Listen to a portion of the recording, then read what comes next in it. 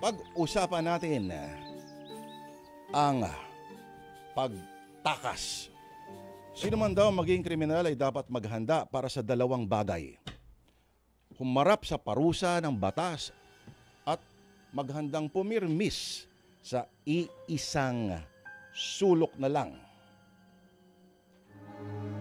O habang buhay na kumilos para lumipat-lipat ng lugar na pagtataguan.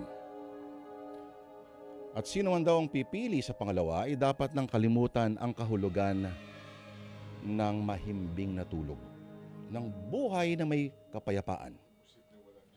Hindi na niya maalala ang simpleng ligayang dulot ng almusal na hindi minamadali o ang sumakay ng bus papuntang anumang lalawigan na walang pangamba na sa kanyang pagbaba ay may mga taong naghihintay sa kanya na may dalang mga posas. Pero para kay Emilio Santiago, saka na muna isipin dapat ang mga bagay na yan. Ang kwento natin mga kapatid ay magsisimula sa kasalukuyan. At ang ating aabutan ay isang bilanggong determinadong umiskapo mula sa kulungan. Kung paano nyo gagawin yan, mga kapatid, atin na pong simulan ang dulang sinulat ni Orly Aquino ngayong Huwebes sa Sana Lourdes. Ito na po ang dulang pinamagatang Takas.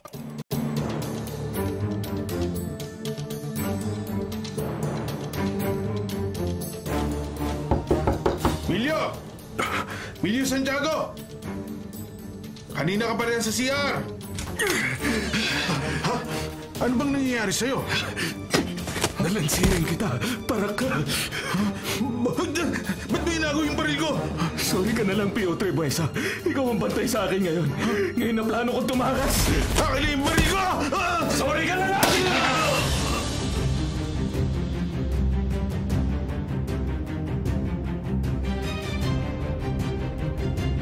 Hinahanap ngayon ng mga otoridad ang isang preso na kinilalang si Emilio Santiago matapos nakatakas habang papunta sa pagdinig sa kanyang kaso. Bago tumakas, napatay din ni Santiago ang pulis na naka-escort sa kanya. Naglabas na rin ang lokal na pamahalaan ng 500,000 piso para sa ikadarakip ng nasabing pugante. O Noel, ba't mo pinatay ang radyo? Tapos na ang balita, Inay. Makikinig pa ako ng drama. Bukas na ako kayo makinig ng drama para masamahan niyo ako kay Aling Maming. Yung kaibigan yung may bagong tricycle. O bakit? Magpipresenta ho ako sa kanya na driver para ako naman ho ang mamamasada sa tricycle niya. Buti nga mag-tricycle ka. Marunong ka namang magmotor at matagal ka na ring tambay. Nahihiya na nga ako sa inyo eh.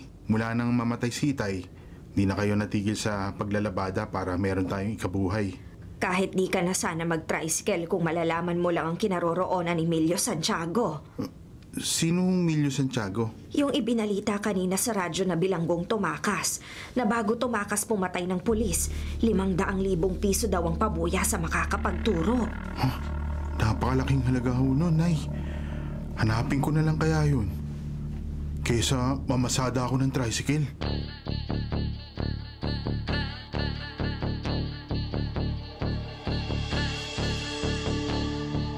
Ano, Emilio? Tumakas ka? Oo, Rex. Nanungkit lang ako ng damit sa sampahan ng kung sino kaya di ako nakabihis bilanggo. At may konting pera ako kaya ako nakarating dito sa inyo. May baril bang nakasukbit sa bewang mo? Service firearm to ng pulis na napatay ko. Ha? Dumali ka ng pulis? Mabigat ang magiging kaso mo. Naisip mo ba yun? Kaya nga malaki halaga reward para mapahuli ako. Emilio, hindi lang yun. Baka pag initan ka rin ng mga kapwa niyang parak, baka hindi ka nabuhay ng mga yun. Kaya hindi dapat ako magpahuli, Rex. Dito ako tumakbo dahil pinsan kita. At liblib itong tinitirhan niyo na asawa mo. Matutulungan mo ba ako na makapagtago sa batas?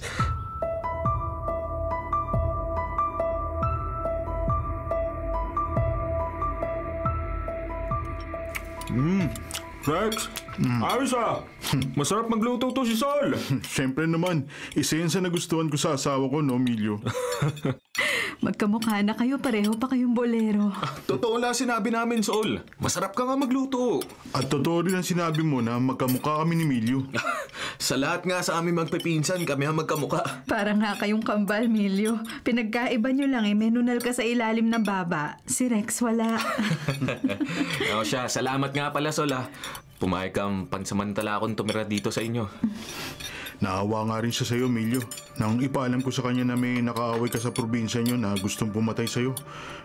Siya nga ang may kasalanan kaya kayo nag-away. Kesa naman harapin ko siya at magkamatayan kami. Buti na lumayo ako. Umiwas sa gulo. Tama lang ang ginawa mo, Milyo. Di naman ako gaano magtatagal rito sa inyo ha.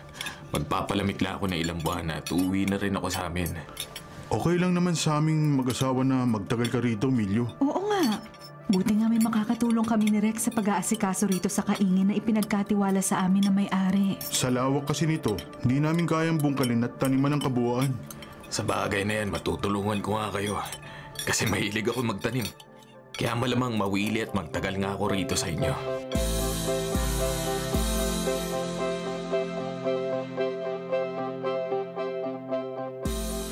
Emilio, Oh, ikaw pala, Rex. malalim yata iniisip mo, Insan ah. Nakalapit ako sa'yo nang di mo namamalayan. At medyo nagulat ka pa na makita mo ko. Ay, nako, Insan. Mahigit 3 buwan na mula nang tumakas ako. Sa maikling panahon lang nga na yon, malaki ang naitulong mo sa amin ni Sol. Malaki ang lupaing nahawanan mo ng talahib at nabungkal dito sa kaingin. Kaya maraming pananim ang malapit na nating anihin. Malaki-laking perang makahawakan natin pag nagkataon. Ay, nako. Ilang buwan na nga nakaraan pero porsigido pa rin ang mga pulis na mahuli ako.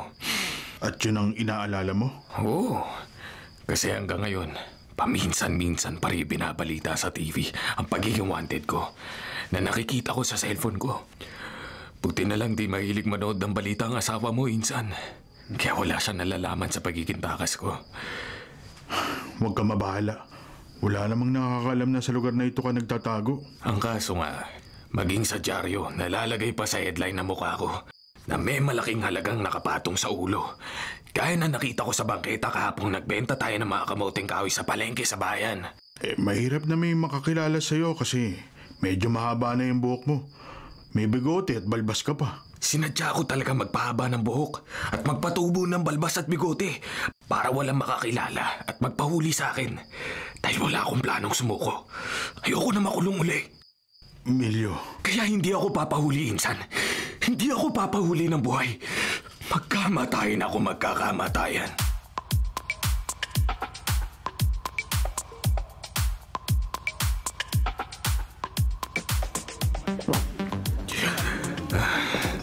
Sa laki ng napagbentahan ni Rex na mga pananim namin, natuwa siya abutan ako kahit papano. Kaya nakapunta ako rito sa beer house kahit di siya kasama. Hi. Hello? Sabi ko hi. Anong pangalan mo? Pangalan ko, Fred. Ako naman si Dory. Maupo na ako sa tabi mo, ha? Makakatanggi pa ba ako? Nakaupo ka na. Wala namang customer na tumatanggi sa akin. Ngayon lang yata kita nakita rito. Ngayon lang ako nagpunta rito eh. Swerte mo akong unang na-table mo. Gusto mo bang i-table kita? Ayaw mo ba? Ay, sinabi ko bang ayaw ko? Type ko ang sense of humor mo. Baka ako ang type mo. Pwede, kaya lang... Kaya lang ano? Parang pamilyar ka sa akin. Pamilyar? Oo, parang nakita na kita. Hindi ko lang matandaan kung saan. Baka nakita niya ang litrato ko sa dyaryo na wanted at may malaking halaga nakapatong sa ulo. Anong binubulong mo? Wala. Sabi ko baka gusto mong umorder ng ladies drink. Siyempre, gusto ko. At habang nag-uusap tayo, aalalahanin ko kung saan kita nakita. Matandain ako eh. Malalaman ko rin kung saan kita nakita at kung bakit ka pamilyar sa akin.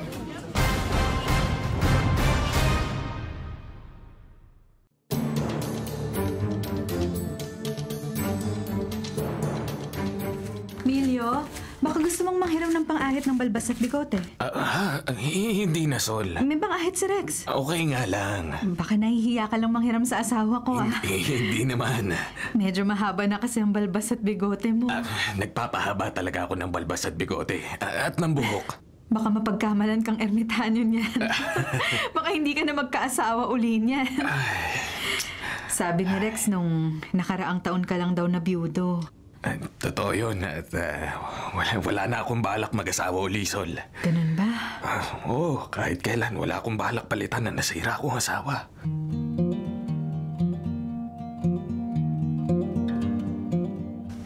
Noel! Noel! Nay! Halika, sandali. Dali ka. Bilisan mo. Ba't kayo umahang sumuwi? At parang tuwan-tuwa kayo. Ay, eto, tingnan mo. Ano yung nilabas niyo sa bulsa niyo? Kaperasong dyaryo to na ginupit at itinago ko. Mukha ho yan yung wanted na takas na bilanggo ah. Yung may nakapatong na 500k sa ulo? Oo, itinago ko talaga to dahil interesado akong makita ang takas at maipahuli para magkapera tayo ng malaki. Kahit ho ako interesado maipahuli yan, Nay. Lalo pa nga't hindi ako nakapamasada ng tricycle. Dahil bago pa ako nakalapit sa kaibigan nyo, nakakuha na siya ng driver ng tricycle niya. Makakabili tayo ng bagong tricycle na maipapasada mo. Paano? Pag naipahuli natin ang wanted na pugante. Di naman ho natin alam kung saang impyerno naroon ng taong yun eh. Alam ko. Alam nyo ho? Oo, kaninang pagkahatid ko ng labada at sakay ako ng tricycle pa uwi, nakita ko ang wanted na pugante na may premyong 500,000 piso sa pagkakaturo sa kinaroroonan niya. Totoo ho?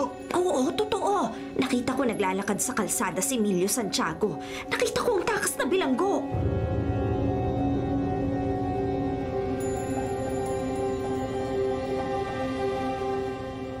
Umamin ka na, Fred. Type mo ko, di ba? Ba't mo naman nasabing type kita, Dory? Lahat naman ng nagiging customer ko, natitipuhan ako eh. Kaibigan ka lang sa akin. Kung di mo ako kursunada, ba't ka nagbalik na naman dito sa beer house at itinable mo pa ako? Masaya ka kasing kausap. Itong iniinom ko ang dahilan ng pagpunta ko rito. Pwede ka namang uminom sa bahay mo. Oo, pero mas maganda rito dahil may music at may show. Fred, Uminom na lang tayo at magkwentuhan, Dory. Oh, ba't ganyan ang tingin mo sa akin? kasi pamilyar talaga sa akin ang mukha mo. Teka, may ipagagawa ko sa'yo para maalala ko kung saan kita nakita.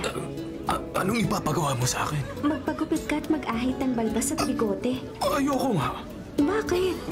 Kasi pag nagpagupit ako at nag-ahit ng balbas at bigote, mukha akong bating. Ay!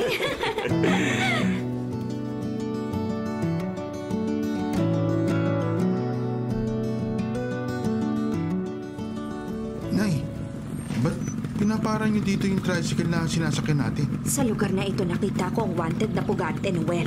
Naglakad siya papasok sa iskinitang to. Halika, pumasok tayo rito. Libilib ho ang lugar na to eh. May bahay sa bandaron. Taniman ho pala rito ng iba't ibang klaseng mga gulay. Dito na lang tayo sa harap ng bahay. Tao po! Tao po! Ano ang kailangan nila? Aha, Noel, Nay, ang nagbukas ng pinto, si Emilio Santiago, ang wanted na pugante. ay nagkakamali ho kayo.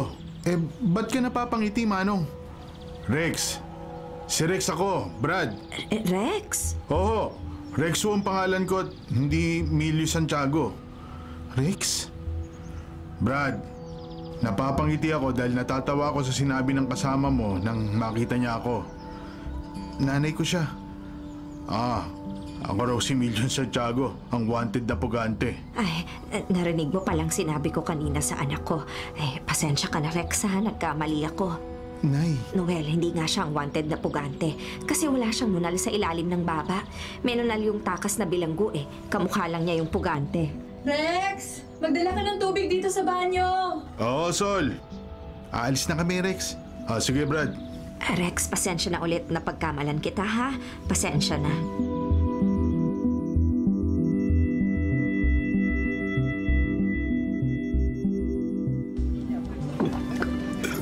Fred, alak palang bisyo mo. Hindi naman, Dory. Napapadalas ang pag-inom mo rito sa beer house. Bakit? Ayaw mo ba? Sino ba naman ang ayaw kumita? Yan ang gusto ko sa'yo. Prangka ka. Talagang prangka ako, Fred. At ambisyosa. Ambisyosa ka? Oo, ambisyon kong magkapera ng malaki para matigil na ako sa pagtatrabaho rito. Totoo ba? Akala ko naman masaya ka rito. Akala mo lang yun. Pero nakakasawa ring makipagbulahan sa mga customer. Lalo pat ang pagtitable sa akin ay manyakis. Nakulang na lang rapin ako. Matutupad rin ang ambisyon mong makaalis rito. Sana nga. Pag tumama ka sa loto. Malabo yun. Dahil hindi ka naman tumataya sa loto. Bukod dun, suntok sa buwan ang pagtama sa loto. Masigurado pa na magkakapera ako pag nachuchu ako ng wanted na pugante na may nakapatong na malaking halaga sa ulo.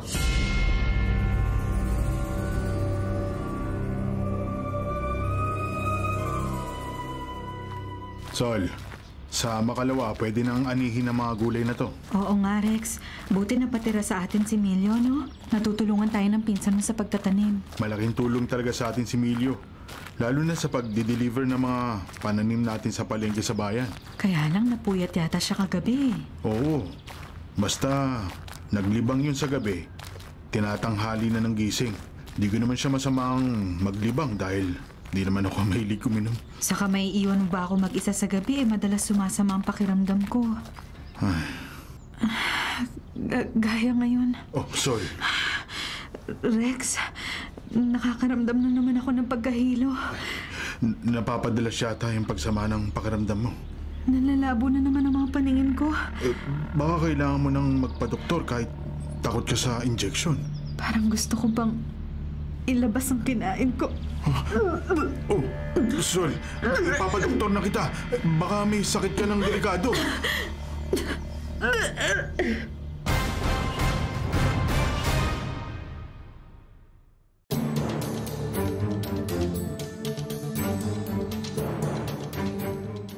Ha? Stroke? Na-stroke ko ang asawa ko, doktora? Oo, yun ang lumabas sa mga pagsusuri sa kanya dito sa ospital. Nagkaroon ng namuong dugo sa mga ugat niya sa puso papunta sa utak niya na naging sanhi upang huminto ang pagdaloy doon ng dugo. Kaya madalas siyang nahihilo, nanlalabo ang mga mata at nagsusuka. Naku, Dok. Gawin niyo ang pinakamabuti para sa misis ko. Kailangan sa asawa mo ng operasyon. Operasyon ho? Oo, surgery. Kailangan maoperahan ang asawa mo sa lalong madaling panahon.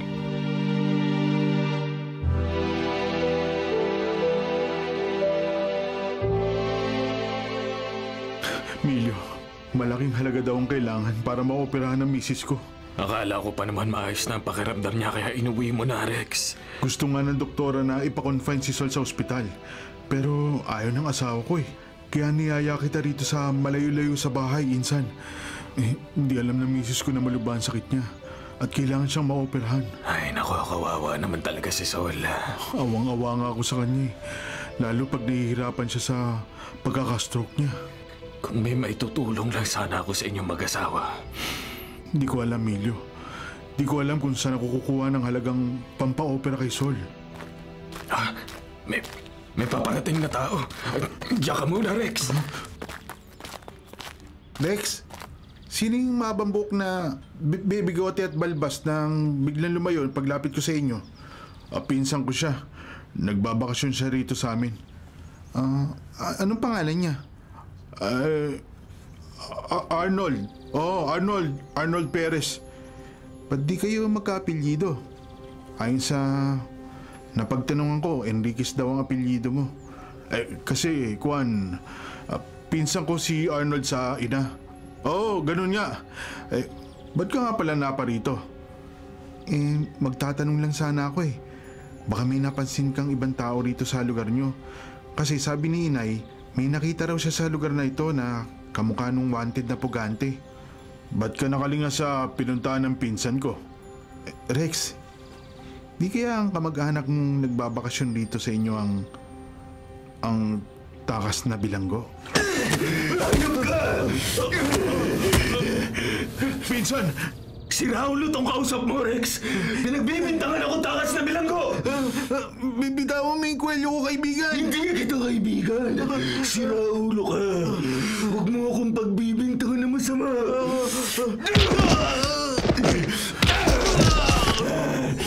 Pinsan, huwag mo siyang saktan.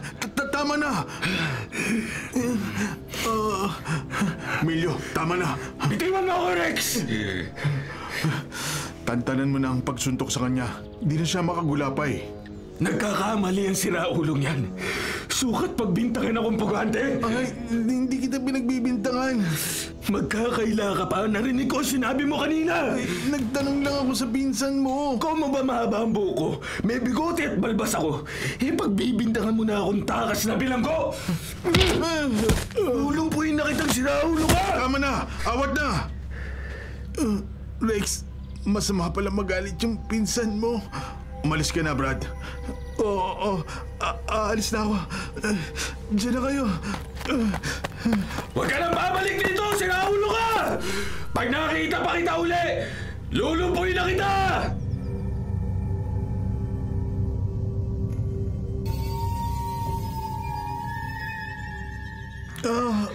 Nay, dahan-dahan ho. Hayaan mong malagyan ko ng gamot ang putok sa labi mo, Noel.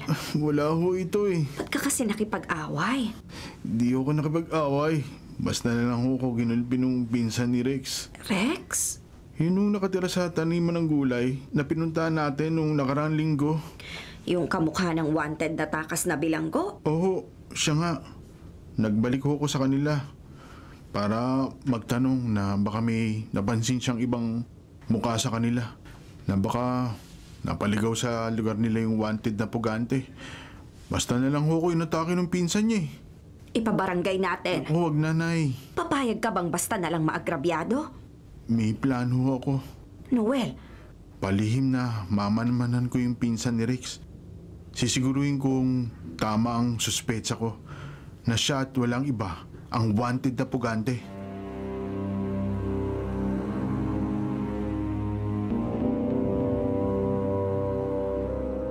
Emilio, kawawa naman yung ginulpi mo. Ba't ka maawa sa siraulong yun, Rex? Magayong isang mata at putok yung labi niya ng lubayan mo. Kung di mo nga ako inawat, lulumpuin ko na siya. Kalba ka lang. Kahit sino na pinaghinalaan ako ng masama, sasamain sa akin, insan. Emilio, Lalo na magtataka, isuplong ako. baka may mga mag-interes na isuplong ka dahil sa malaking halagang nakapatong sa ulo mo. Huwag silang magkakamali. Minsan na ako nakapatay, Rex. Parakpang itinumba ko. Sino man magsuplong sa akin, ibubuwal ko. Totodasin ko!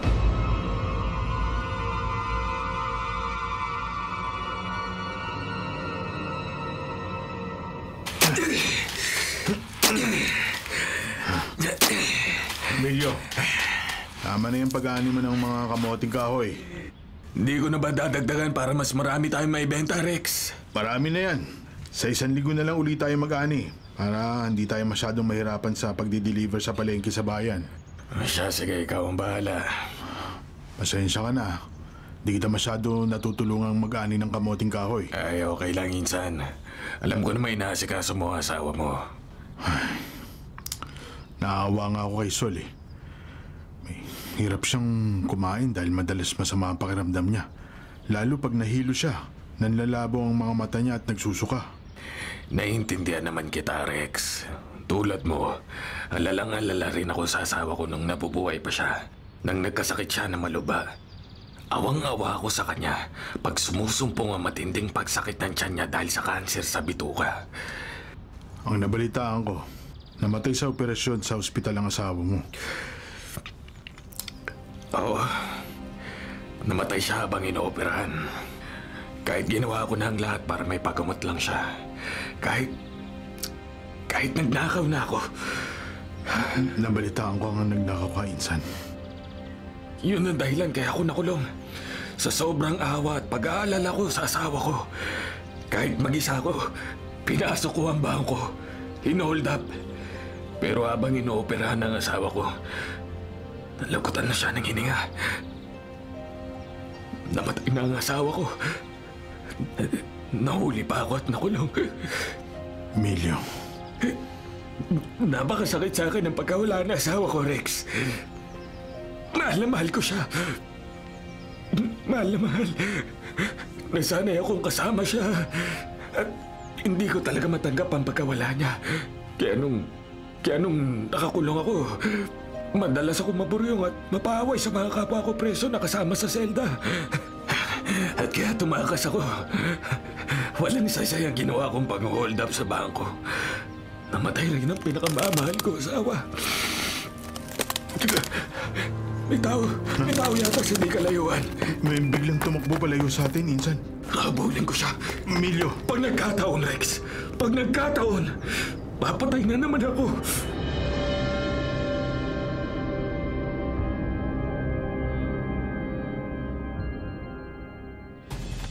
ay, tama ang suspensa ko. Maliwanag ang narinig ko sa pag-uusap nila. Ang pinsan ni Rex, siya ang takas na bilanggo na may nakapatong na malaking halaga sa ulo. Saan ka pupunta? Sinaulo ka! Arnold! Kung di pa kita inabol, matatakasan mo ba ako? Huwag, Arnold! Hindi ako lalaban sa'yo! Anong ginagawa mo rito? Naghahanap ako ng gagamba. Gagamba? Anong gagamba?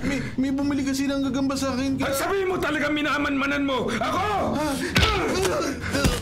Nagkakamali ka, Arnold. Hindi kita minamanmanan. Napag-uwi lang ako dito dahil gusto kong kumita kahit papano. Matagal na kasi akong standby.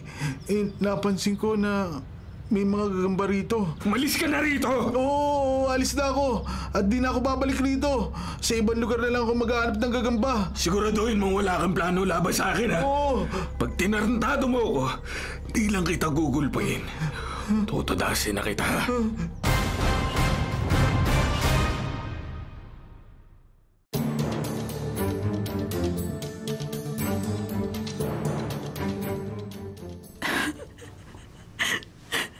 Rex, Sol? sabi mo wala akong sakit na delikado. Oo. Yun ang sabi sa akin ng doktor sa ospital. Sabi mo, mawawala rin ang pagkahilo ko at panlalabo ng mga mata. Pati yung pagsusuka. Kasi nga, napainom na kita ng mga gamot. Ba't kahit anong gamot ang inumin ko, madalas pa rin akong mahilo, manlabo ang mga mata at magsuka. Sol!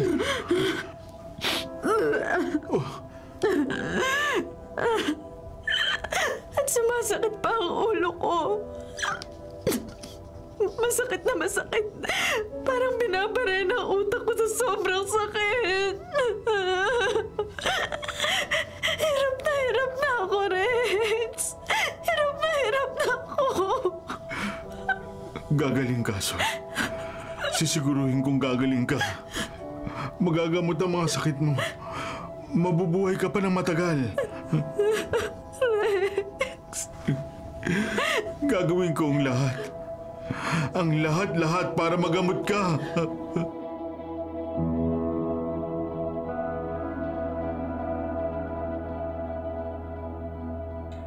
Sabi ko na, kaya pamilyar sa akin ang mukha ni Fred nung una ko pa lang siyang nakita. Nakita ko na siya bago ko pa siya naging customer. Di ko pa maalala kung saan ko siya nakita kung di ko pa di sinasadyang nahalungkat ang lumang dyaryo na nasa headline ng mukha ng wanted na pugante na may 500,000 piso na nakapatong sa ulo. Kung di ko pa naisipang lagyan ng mahabang buhok, bigote at balbas ang mukha ng litrato ng puganteng narito sa dyaryo, hindi ko pa matitiyak na ang customer ko na nagpakilalang Fred walang iba kundi ang wanted na pugante. Di Fred ang tunay niyang pangalan. Siya si Emilio Santiago, ang pugante na bago tumakas ay pumatay ng pulis.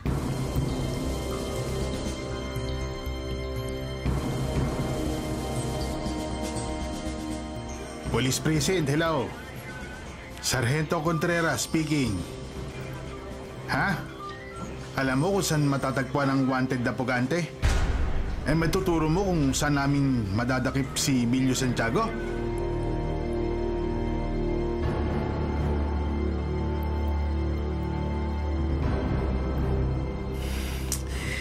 Nakakaawa si Sol. Hirap na hirap siya. Pero wala siyang kaalam-alam na malubha ang sakit niya. Kaya lumabas ako ng bahay. Di ko matagal na makita ang paghihirap niya. Di naman siya maipa-opera ng pinsan ko dahil malaking halaga ang kailangan para... Emilio Santiago! Mga parak! Napapaligiran ka namin! Sumuko ka na maayos! Nagkakamali kayo! Hindi ako si Emilio Santiago! Siniguro na tumawag sa amin sa presinto na ikaw ang wanted na pugante. Sumuko ka na! Hindi! Hindi ako susuko! Huwag kang tumakbo! Huwag kang tumakas! Hindi ako mapahuli sa inyo! Tumigil ka! Pag di ka tumigil sa pagtakbo, pabubutukan kita!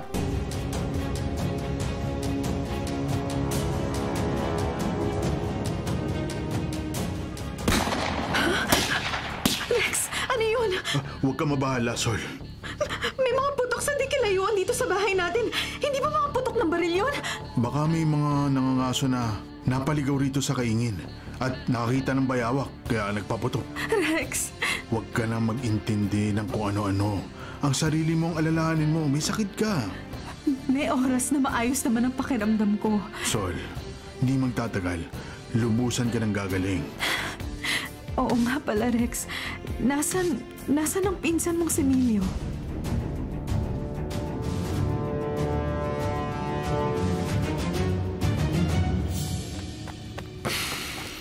Salamat nakalayo na ako sa kaingin ni Rex. At natakasan ko ang mga parak na humabol sa akin. Kabilang barangay na yata ito narating ko.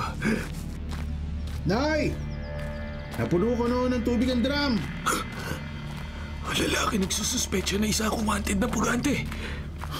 Pwede na ho kayo maglaba. Dito pala nakatira ang si Raulo.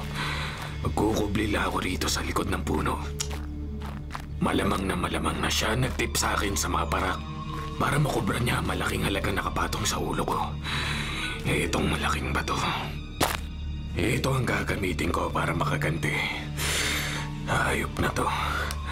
Pinagbantaan ko na siyang tutudasin ko pag ipinahamak ako. Pero tinabla pa rin niya ako. Kaya habang nakatalikod siya sa akin, dahan-dahan akong lalapit sa kanya.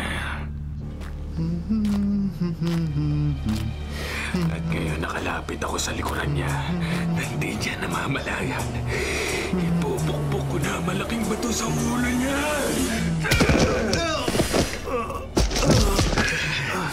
Habang nakahandong sa siyang namimilipit sa sakit, paulit-ulit ko yung pupukpok ang batong ito sa ulo niya. Tutulugin ko mo niya!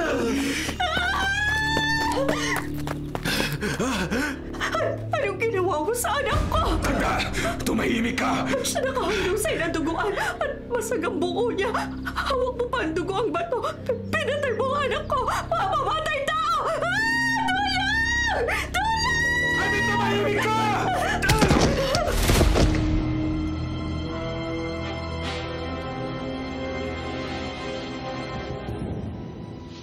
Sarento, patay na rin ang matandang babae. Mag-ina silang pinatay sa pukpok ng bato sa ulo. Naiwan pa ng kriminal ang malaking batong may bahid ng dugo bago siya tumakas. Ayon sa ilang nakasaksi, isang lalaking may mahabang buhok at may balbas at bigote ang umatake sa mag-ina. Ang description nila sa kriminal ay tumutugma sa wanted na pugante na hinabol natin. Pero nakatakas. Mapanganib ang taong yun. Wala siyang pangimi sa pag-atake at pagpatay. Kailangang madakip agad natin siya bago pa muling umatake ang takas na pugante.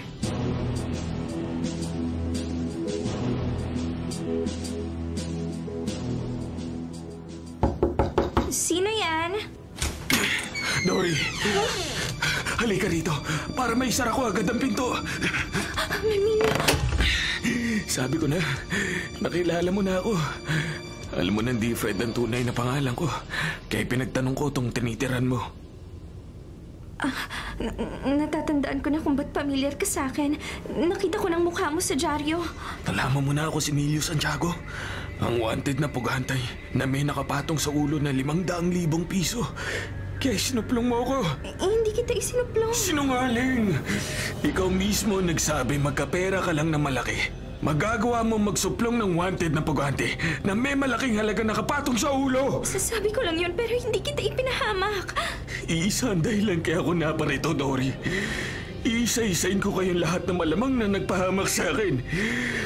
Iisa-isain ko kayong patayin.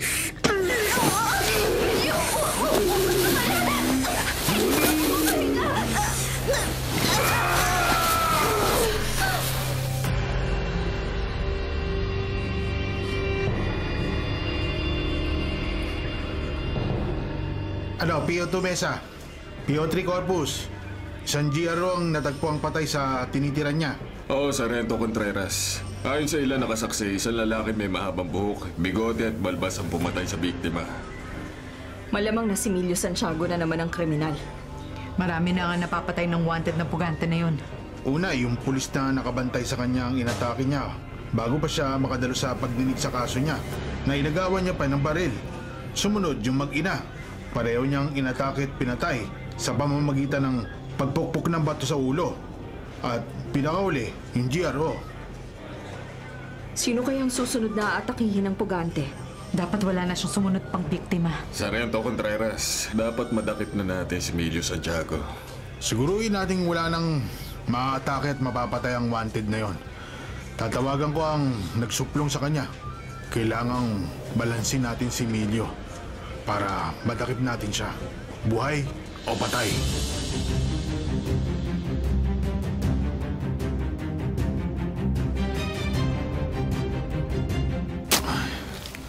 Kung di tumakas si Emilio, malamang nadakip na siya ng mga pulis. Hindi lang wanted ang pinsan kong yun. Makakatulong ko sana siya rito sa kaingin. Ay, marami-rami na tong nahukay kong kamoting kahoy. Pwede na tong i-deliver sa palengke sa bayan mamaya para maging pera. Sino kaya itong mga tawag sa akin? Yung tinawagan ko pala kahapon. Hello? Sargento Contreras? Hello, Rex. Napatawag ka, Sargento. Kung saan-saan na kami naghanap. Pero hindi namin makita ang pinsan mong pugante. Kahit nag-warning shot na ako, nagpatuloy pa rin sa pagtakas. Tinawagan kita dahil baka may alam kang malamang na pinagtatagwa ni Emilio Santiago. Sargento, ako lang ang kamag-anak ni Emilio sa lugar na ito. Wala akong maisip na ibang matatakbuhan ng pinsan ko. Kung alam ko lang sana kung saan siya nagtatago, ituturo ko kagad sa inyo. Para hindi masayang ang pagsusuplong ko sa kanya sa inyo. Para madakip nyo kagad si Emilio Santiago. Rex! Hayop ka? Emilio?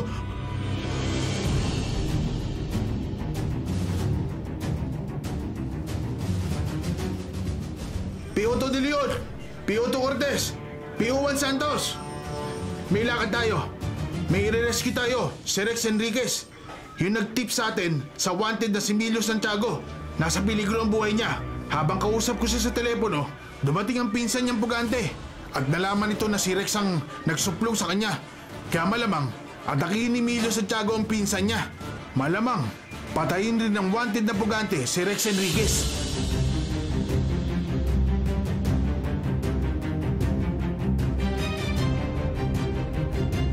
Hayop ka, Rex! Emilio! Hayop ka talaga! Bitawan mo yung kwelyo ko! Hindi ba ako nagbalik rito para kunin ang baril sa pinagtaguan ko? Hindi pa malalantad sa akin na ikaw na sarili kong pinsan. Ikaw na kadugo ko. Ikaw na pinagkakatiwalaan ko nagsuplong sa akin.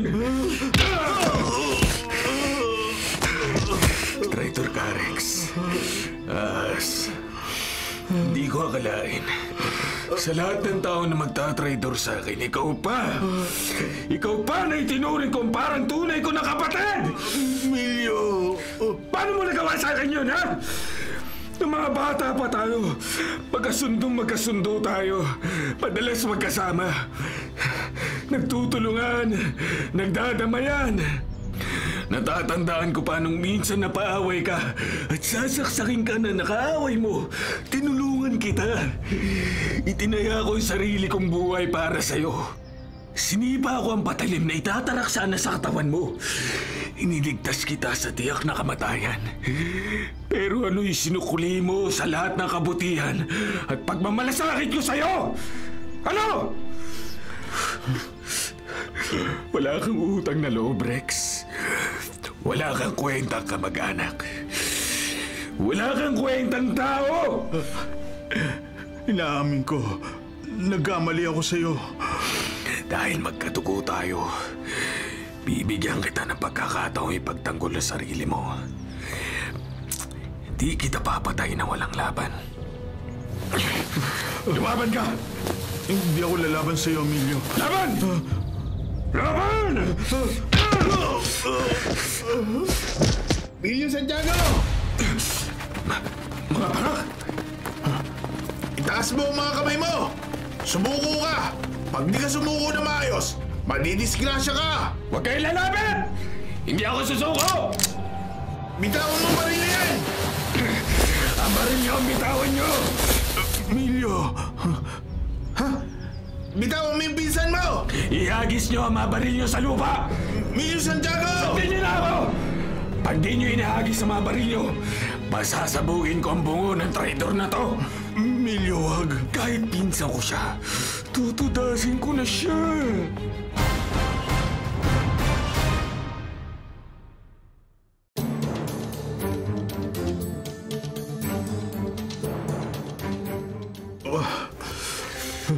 Magdasal ka na, Rex. Alam kong susalangit ang galit mo sa akin. Pero dapat mo malaman, di ko gustong isuplong ka. Labag sa loob ko na ipahamak ka. Bakit mo ginawa? Bakit? Dahil kailangan. Rex! Alam mong may malubhang sakit ang asawa ko. Si Sol. Siya ang lahat sa buhay ko. Mahal na mahal ko siya. Ayoko mawala sa akin. Pag di siya na-operahan agad, tsaka kamatayan niya. Kaya kahit mabigit sa loob ko, ginawa kong natatanging paraan para may salba ang buhay niya. At yun ay walang iba kundi ang isuplong ka sa mga otoridad upang magamit ko ang malaking halagang nakapatong sa iyong ulo sa operasyon ng asawa ko. Tulad ng natatanging paraan na ginawa mo nung may malubhang sakit ang asawa mo. Nabigit mata kang ng hold up ng bangko upang may salba ang buhay ng asawa mo. Rex! Sana maintindihan mo, mapatawad ang napakalaking pagkakasalang nagawa ko sa iyo. Pero kung di mo ako maintindihan, kung di mo ako mapapatawad, tatanggapin kong maluwag sa loob ko ang galit mo. Ang ganti mo sa akin. Sige, Emilio, iputok mo na ang baril mo. Patayin mo na ako! Patayin mo na ako! Naiintindihan kita, Rex. Emilio, Pinapatawad na kita kaya susuko na ako.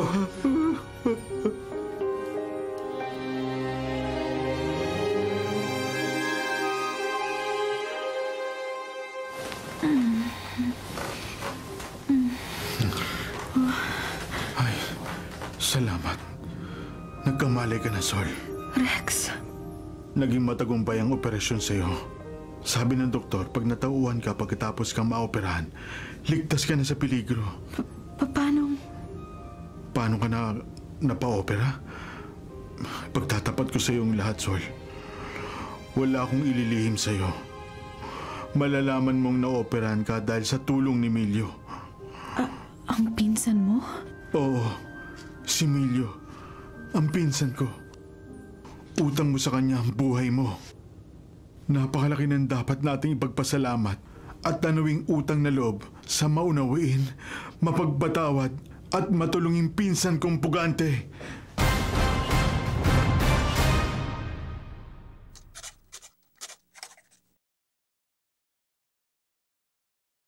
Mga kapatid, ito po ang inyong kapatid na si Lord De Vera. Nagsasabing, sana dito na tayo sa totoo. Dito na tayo sa True FM. At sana po'y mag-subscribe kayo at mag-follow sa mga social media accounts po ng @TrueNetworkPH. Sa Facebook, Instagram, sa X, sa YouTube, sa TikTok, at sa mga podcasts. Sana po, dito na tayo sa totoo, mga katrupa. Dito tayo sa